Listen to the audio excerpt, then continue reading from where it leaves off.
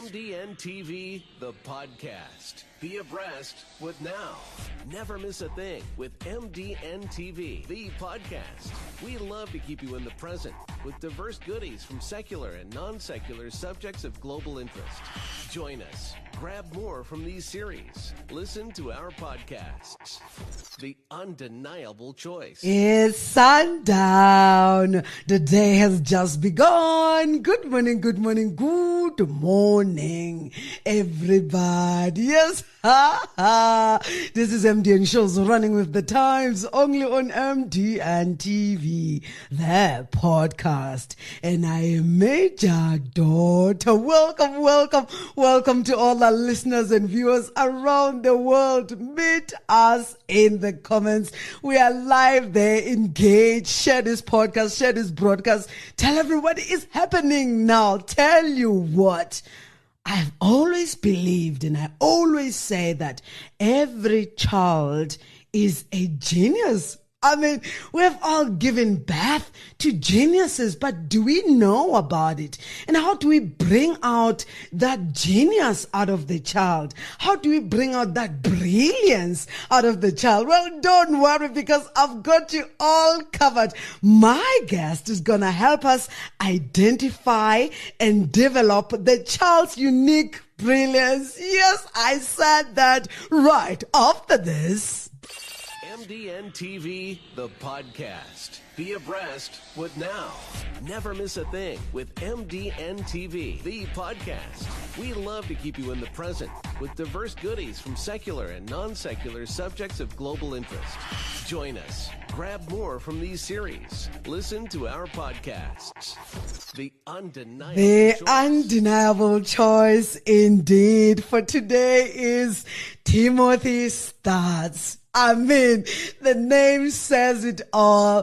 Thanks a gazillion times, Timothy, for saying yes, and for availing your time and your wisdom, and for sharing yourself with the world. We welcome you. Please tell our global viewers, who's Timothy and why are you into children's stories, children's development, children's brilliance? And Timothy, the mic sings to you now. I so love your brilliance and your enthusiasm, Major Daughter. I mean, it's so infectious. Thank you. I'm delighted to be with you and all the listeners. And Timothy started his career as a certified public accountant, and then he woke up one morning and the first words out of his mouth were, "If Hershey's can make chocolate kisses, I can make chocolate French kisses." And wow. Yeah. And I went with that, and I had a chocolate mold designed of a pair of lips with a tongue curled out, and basically ended up opening up a chocolate shop and learning how to make chocolate. And it was in that chocolate shop one day that I received a large box that I did not order, and the driver would not take it back because my address was on it. Yes. And I opened up that box, and there were 50 little teddy bear faces staring at me. Wow. So being a certified public accountant and loving Hardy Boy mystery books as a child, I set out to find who those bears belonged to and how they got to me. And I did find that out, and that's another story altogether. But the owners of the bears gave them to me, and I carried one of those little bears with me in my car. And after about 2 weeks of that bear riding shotgun with me, I picked it up at a stop sign one day and looked at it in the face, and I said, "Who are you?" And I heard the bear say in my mind, "Poet Bear." And that kind of made sense to me because I wrote love poetry. I wrote philosophical poetry. So I decided to publish my poetry along with inspirational quotes from great leaders and put it in a little book, put it in a package with the teddy bear with a little heart around the teddy bear's neck and called it Tales of the Heart. And when I got it all done, I put it on the counter to sell, and my mom took one look at it and she said, "You blew it. That should have been a children's book with the teddy bear." Yes. Wow. And I said, "Yeah, Mom, but my poetry is not about children or for children at all." But my mom knew me really well. And so somehow her comment just went into my vibrational field, we'll say.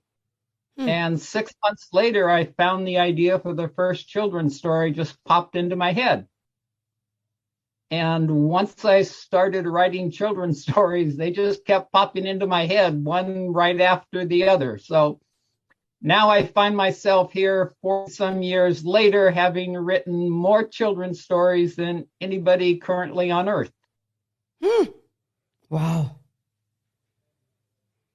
Yeah, and that taught me a lot. I learned a lot in the process about children's brilliance, and the introduction to the show, where it talks about being here now, being present.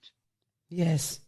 That's one of the ways we can develop children's brilliance, is when we're with children, to be totally present with them and let go of any ideas of what we think should be happening in the moment and be present with them as adults.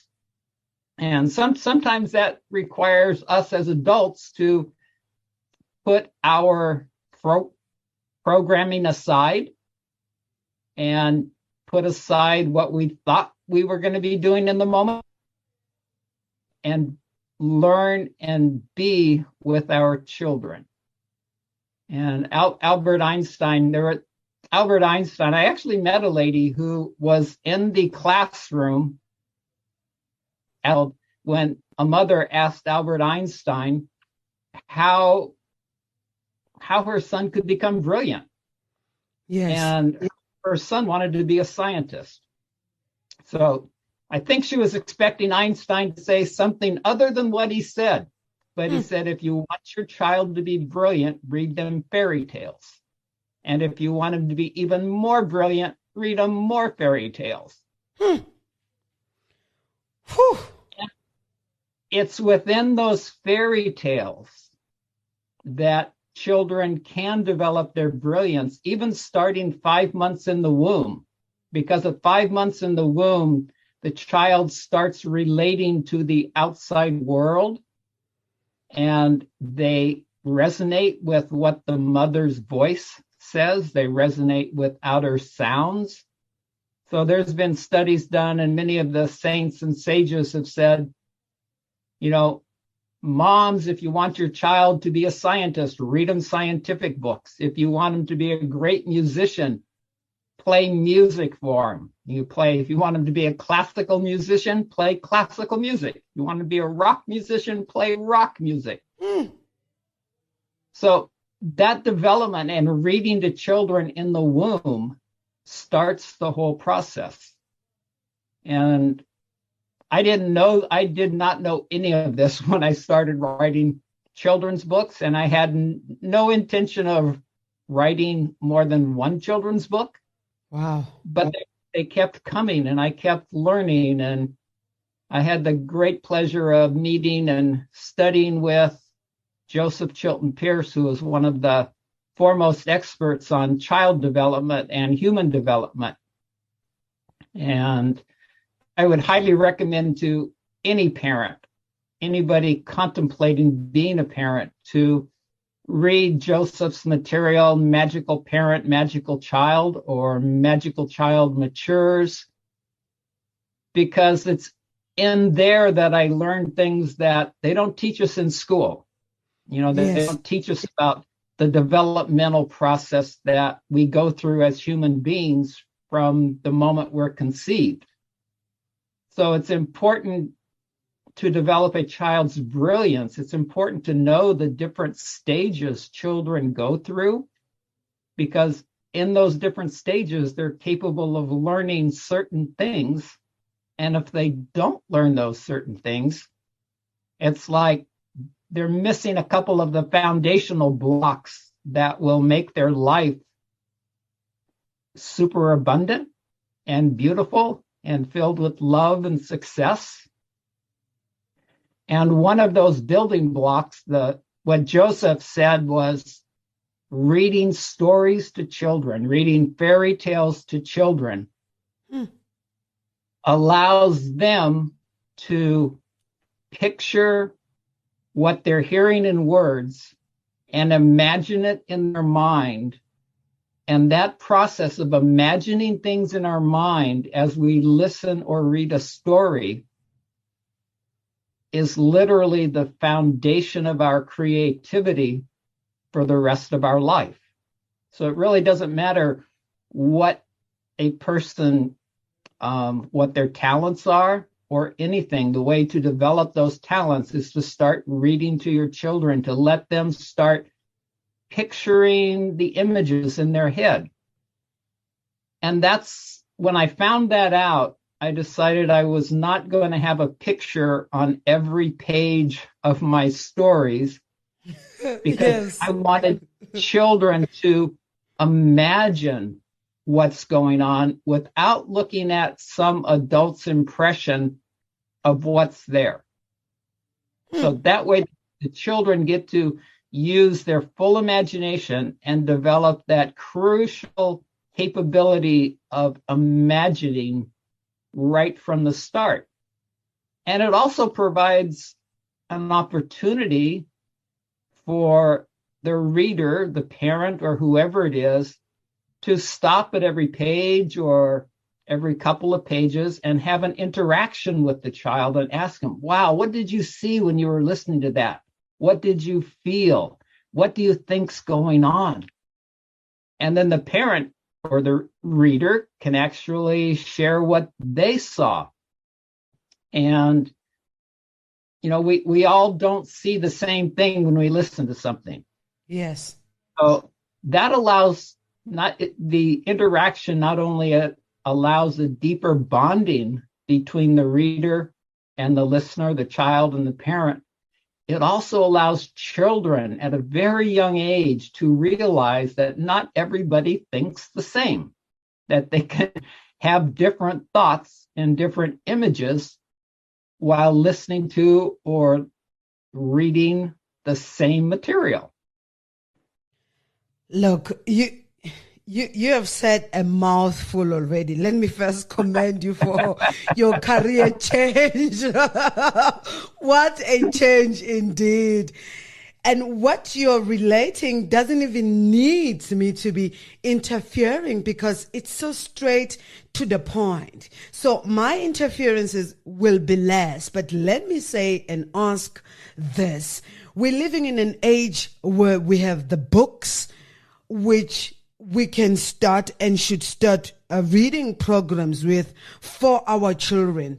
But we also have TV full of stories and fairy tales and all kinds. What's the difference between the two and how do we balance, and which one would you really recommend that parents really go after? Timothy? Based on my 70 years of life experience yes. and being around when TV first came out, I really don't believe that human beings are designed to have fast input constantly coming at them. So when we're watching a television set, when we're at a movie, we are watching something that has been designed to have some effect on us. And it is happening so fast. There are so many images that are bombarding our eyes and our brain. It's really hard to keep up with them. So it doesn't allow the viewer, whether you're a child or an adult, to really process what's being shown to them. And a book, you take your time, you imagine, you have the ability to think and feel and create your own image of what's happening rather than what somebody else is just throwing at you 1 second after another second. And I think that's why I think there's been studies done that says a human being has an attention span that's less than a goldfish. Yes.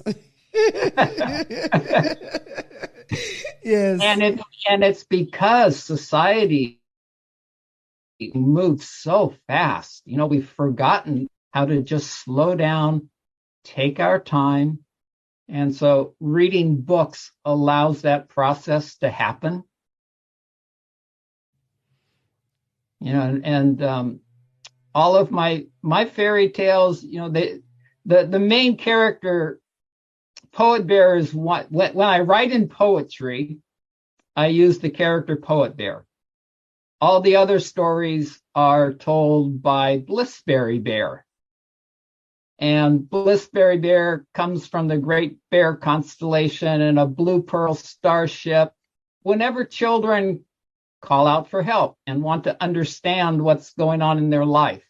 So Blissberry Bear brings different perspectives, and he has a lot of bear friends in the Great Bear constellation. So Poet Bear tells stories in poetry. Chi Bear is like chi, energy. And Believin' Bear helps children believe in themselves and creates inspiration. And I've actually developed, again, I didn't set out to do any of this, but I've created more original characters than Disneyland has created. Wow. And all of the stories blend fantasy with reality, myth with mystery, heroines and heroes, the proven principles of child development with poetry. And I can say from my own experience that when I started writing children's stories, every once in a while I could rhyme a few lines, but writing all of these fairy tales seems to have stimulated my imagination and my creativity in ways I could have never imagined, because about 2 years ago, I sat down to write a story, and all of a sudden it started coming out in poetry. All the lines rhymed. And for the last 2 years, almost every story I've written has been filled with poetry, almost completely. So I know that our brilliance, that fairy tales stimulate not only a child's brilliance, but an adult's brilliance too. Yes. Yes. And how does one now go about identifying that brilliance on a child? And when does the identifying takes place? Because you said at 5 months, meaning while they're still in the womb, you can start reading all these fairy tales and, okay, they are now born, they're now here. Where do we go? For someone who's hearing this for the first time and they're thinking, we are probably late into this, what have you got to say? I mean, so many questions are coming. Please forgive them. Timothy? Oh, I think it's really a matter of going back to being present with our child and exposing them to as many unique things as we can without, we'll go back to your question about the television or a computer tablet. Yes. To just put a child in front of that and show them whatever somebody else wants them to see is not allowing them to be creative, like if they're playing, if they're outdoors. I think that's why Legos were so popular. And it's been shown that children love Legos more than anything because they get to create. They get to take these little pieces and put them together with whatever they want to do. So as adults, as parents, we need to just expose our children to as many different things, whether it's musical, whether it's outdoors playing, whether it's creating things inside, whether it's drawing, artwork, whatever it is, we just need to expose them to it and see which ones they gravitate to, see which ones they like. And I've actually developed a book club for children and parents. Yes. And as part of that book club, we do a live story time every month. And then the following month, children get to submit their own illustrations. And they can use whatever material, whatever medium they want to create their pictures and send them to me. And then I'm going to take those pictures that the children create and create an illustrated version of the stories. And the parent can participate with the child. And as part of that book club, I have a meeting with parents twice a month too on Zoom Live to support parents if they have any questions or challenges in their life, or just a place to come and sit and be. And because being a parent in this day and age is probably, being a parent is the toughest job, the yes. toughest responsibility, yes, the most magnificent responsibility on this planet. Yeah. And we need to really be centered and be present in order to make sure our children get the foundation they need to move out in life comfortably. And in this day and age, that's not easy with everything parents and children are handling faster and faster, and things being thrown at them faster and faster. So how do your stories help children navigate our fast-paced and challenging, rapidly evolving world, now that you're talking about it? Yeah, well, just taking the time to sit and read slows them down. And built within the storylines are many ideas for how to handle certain situations. And built within, my stories cover the physical part of us, the mental part of us, the emotional part of us, and the spiritual part of us. So there's no bad guys in any of my stories. They're all very inspiring in dealing with the challenges and experiences we all go through in life. Yes. Bringing you the good news all day long. You were tuned in to the hottest station on the planet.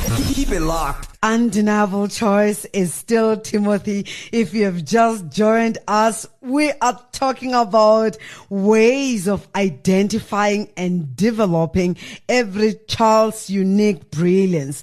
And Timothy has been taking us through. Thank you for staying on. Now, Timothy, before the advert interfered with you, you are still telling us about how your stories help children navigate our fast-paced world, challenging and rapidly evolving world. I'll allow you to finish that thought, please. Timothy?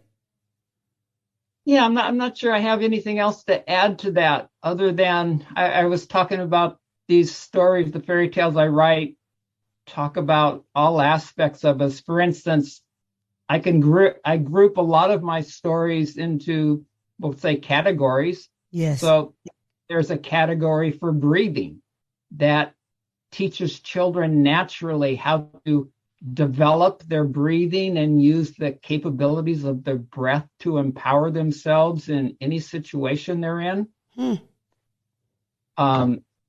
As a teacher of Tai Chi, Qigong, meditation, and yoga for the last 40 years, I also integrate everything I've learned from those into the stories.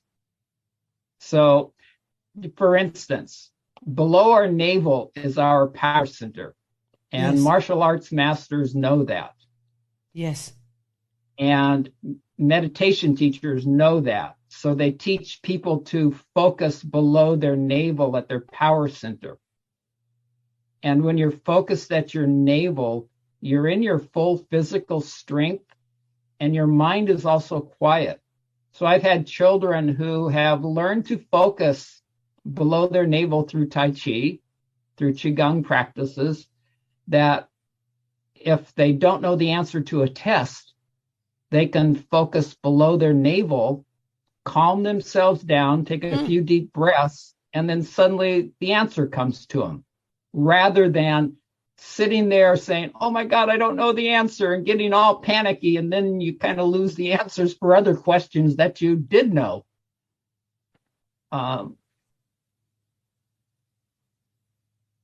I just, for 2 years, I wanted to write a story about patience. Yes. And I wanted to use a panda in it. And it was going to be called Patience, the Impatient Panda. Wow. And one of the things I do in a lot of my stories is I teach children about, I blend in facts. So this story talks about pandas, and from birth all the way through their life. And all the ideas I had for writing this story kind of went out the window once I started writing it. And it became more than patience. It became like patience starts with a P. Yes. So I put in other P qualities like possibilities, perseverance. Yes. And it follows the life of a panda from the moment it's born until it leaves its mom 3 years down the road.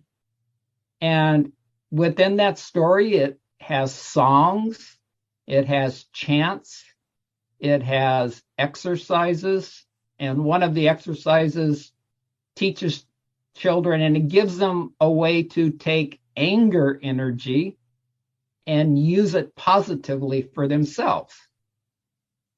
So there's a little exercise in there that whenever a child gets angry, they can take that energy and use it to actually feel wonderful rather than get angry at themselves or somebody else and take it out on themselves or somebody else. Wow. Wow. Wow. I think the same applies to adults. If adults Yes. could start. Simple. I'll give you a simple trick for adults, okay? Please. Whenever you find yourself getting angry, Yes. take all of that energy that you feel and focus it at the base of your spine, and then inhale and bring all of that anger energy all the way up your spine, all the way up the top of your head, and Yes. give it back to God. Wow. And what that practice does, it actually heals or soothes whatever the source of that anger is. Because a lot of times what we get angry at is just the triggering some old hurt inside Yes. of us that we never resolved. So we can just breathe up our spine, and whatever that old hurt was, will get the energy of that will get dissipated. It will get healed. It will get balanced and harmonized. Wow. I guess that also explains why you have walked 70 years on this planet and still so strong and still so fresh and still smiling and beaming with a very huge smile. Compliments to you and congratulations on that. You have mastered how to deal with anger, which is dangerous. Is one of the most dangerous things. But that aside, if you want to pick on that, you can on your response. I've heard that creativity is a foundation for our children's future success. Please explain, how is that so, Timothy? Yeah. Yes. As human beings, we are endowed with so much creativity. And we just need to have that nurtured from the very beginning. And again, reading fairy tales and allowing children to picture their own images starts the process and puts all the neural networks together inside for them to be creative the rest of their life in whatever way that is for them. Whether they're creating music, whether they're just creating smiles and being loving towards other people, whether being, you can find ways to be creative in anything you do. As a certified public accountant, I didn't much like a lot of the things that I had to do, but one of the things that I got to do was to write a lot. And so I got to use my creativity in the way I expressed what I found as an accountant. And that's what I loved most about it, that and being with lots of different people. So by being present with our children, knowing what they're capable of learning at different times, and providing them the tools or the props to just discover what they like to create and to not stifle it in any way. If a child sits down and creates a picture and comes running to you with a picture, it's like, yes, that's beautiful. Yes. my father did just the opposite. He came home from work one day and I drew something and I couldn't wait to show it to him. And he liked to design. He was a great artist. In fact, he wanted to be a designer of women's fashion clothing. But rather than praise me or compliment me for the picture, he said, "That's not how you draw." And he went to the closet and got some of his drawings and showed them to me. He says, "This is drawing." Well, I never drew again. Never. Wow. That it had that much impact on me. So we need to be very aware of not only what we say to our children, but the tone of our voice, how we look at them, the expressions on our face. So the more we can understand ourselves and to calm down our own inner demons and find out what they are, that's going to rub off on our children. You mentioned my smile. When I was studying to be a Tai Chi teacher, I got all done learning what I needed to learn to teach. And so my teacher said, "Okay, you're ready. You know all the movements. You're a wonderful teacher. You know how to share the movements. There's only one thing missing. Yes. I want you to smile." Bringing you the good news all day long. You were tuned in to the hottest station on the planet. Keep it locked. And it's like her words hit me so strong when I left and got in my car. Wow. At the very first stop sign, I heard my father say, "Wipe that smile off your face, young man." And I did. I wiped I wiped it off completely. And what brought the smile back to me was learning to focus below my navel. And I also went to a meditation retreat one weekend, and it was a 7-hour drive to get there and get home. And on the way home, 15 minutes into the drive, I started laughing. And I laughed for 7 hours straight. I was laughing so hard, my body was turning purple and blue and red. I was even afraid to get out of the car. I was so many colors.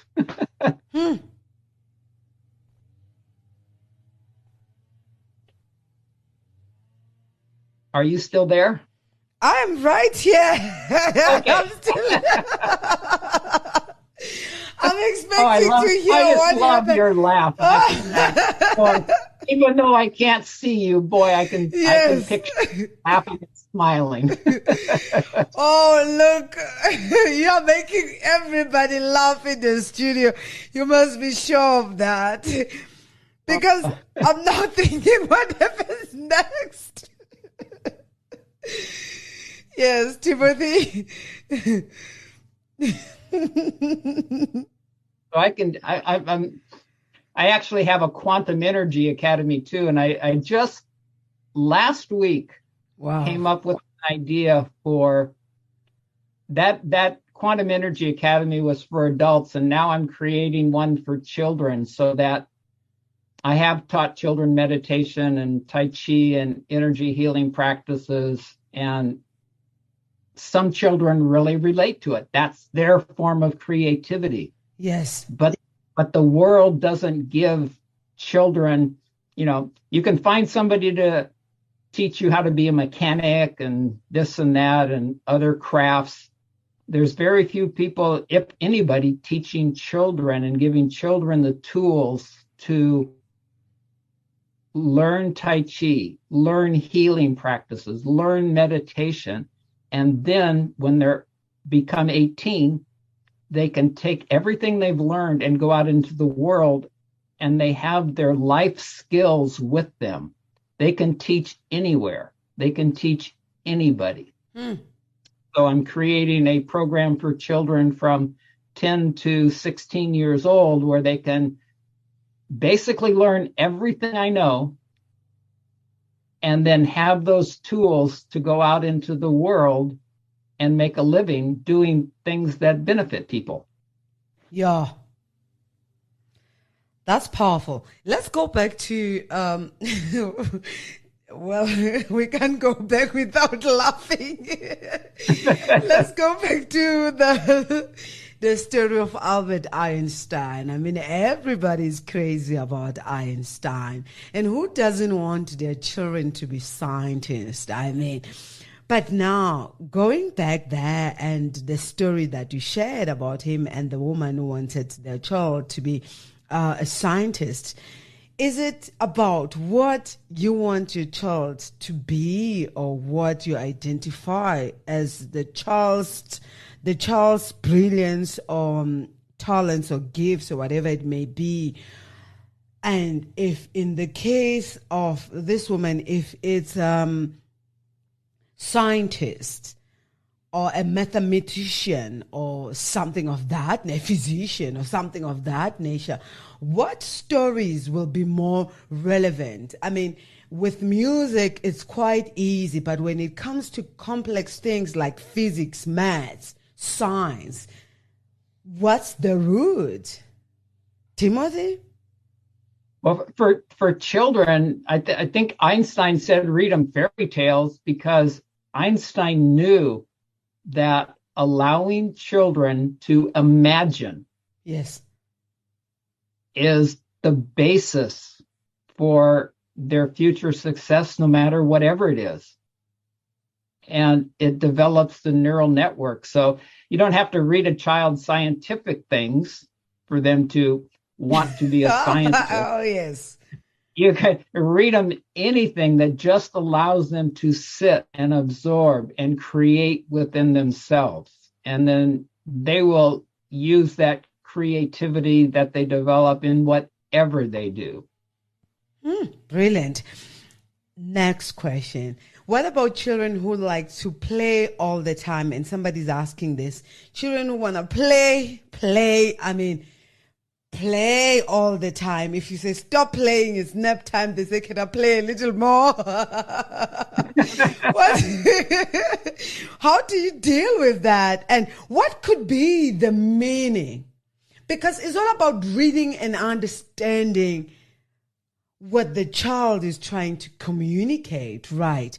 What could be the meaning of that? What could be the meaning of a child who wants to hear the very same story over and over and over again? Whew. Well, the stories my daughter wanted to hear over and over again were my least favorite stories. Yes. There was something inside of me. I was not writing children's stories when my daughter was little. That hadn't even come along yet. Yes. There was something inside of me that knew if she wanted to hear the story again, I would read it, whether I liked it or not, because I trusted that she knew what she needed. Yes. And then I later found out from Joseph Chilton Pierce that children want to hear the same story over and over and over again because it's developing things within their neural networks that they need. Wow. It's almost like, if you want to be a great basketball player, you shoot baskets over and over and over again. You practice. So as children are listening to the same story or even watching movie, my daughter loved the sound of music. She literally memorized every line in that. Wow. And she had to listen over and over to do that. Wow. So when there's things that are going on within us, that repetition stabilizes. And playing, children love to play. So the education system that most children get, the only words that come to mind are herded into.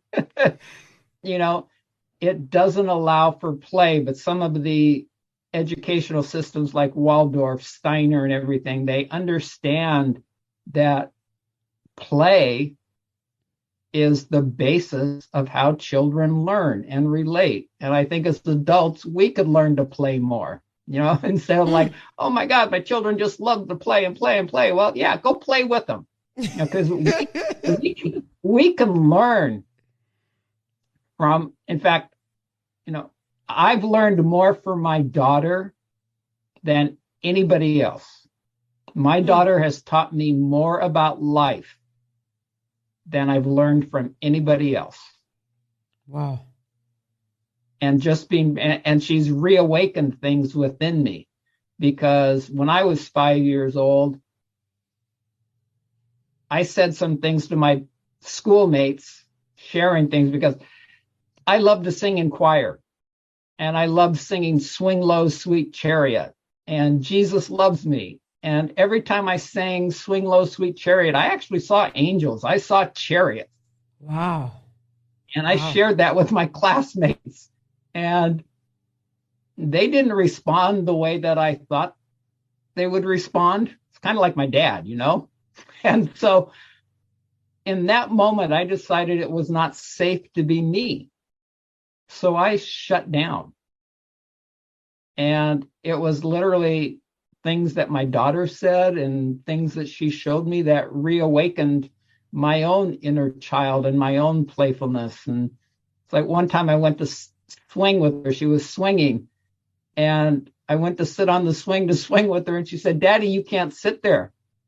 And I said, why? And she said, my angel friend is there. Wow. And I believed her. Wow. And it reminded me that I saw angels as a child. Wow. Wow. So she's been she's woken me up to a lot of things. You are so I think our special children, person. if we're present with our children, they will teach us and remind us of things while we're teaching them how to be safe, while we're guiding them to those activities that they love to do that will make their life successful. Wow.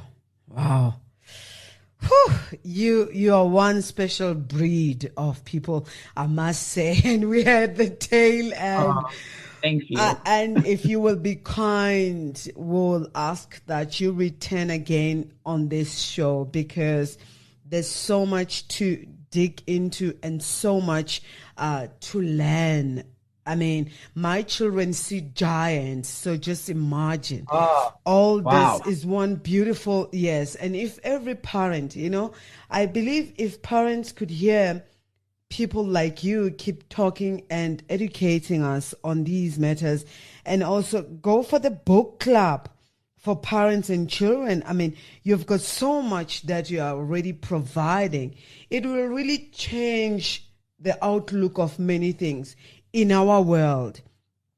Now, it will, and people can find me at TimothyStutz.com, and in the menu of the website, I have a freebie section where parents can get guided meditations for themselves and their children, and there's some free fairy tales and free songs and a free training, 3 magic wands for more creative, happier, and empowered children. So there's lots of free items that people can sample, and I'm available to chat with if they don't know exactly what's the best thing to choose, if they resonate with something. So, yes. Yeah. Bringing you the good news all day long. You were tuned in to the hottest station on the planet. Keep it locked. And the show is coming to an end, but the conversation doesn't have to. Tell us your last words as we look forward to connecting you from different platforms, but also on your website as well, TimothyStutz.com, that is. Timothy? Yes, I would just say, be at peace with yourself. Love every moment. If something comes up that's challenging, just bring your hands to your heart. Take a few deep breaths and know that everything's going to work out perfectly for you, that you're a divine being with immense powers. Immense. Did I say more? Look, check out Timothy Stutz on TimothyStutz.com. What a brilliant conversation we have had. What a brilliant time. So enlightening. Thanks a gazillion times, Timothy, for the wisdom you have shared and for encouraging us to be better parents. Well, as in the name, in the words of Joseph, magical parents, miracle parents, we all can be, and we can all be all that we want to be and help our children to be the same. But most of all, as you said, be at peace with yourself. To all our viewers and listeners around the world, well done. MDN Talk Radio. The mic swings to you. At MDN Talk Radio, the conversation is upbeat with life-enhancing chats, moderated by personalities that matter. Exclusive conversations to keep our radio community interactive is with you now. Log on from the comfort of your couch or take us along in your palm as you go. Hear us. The undeniable choice.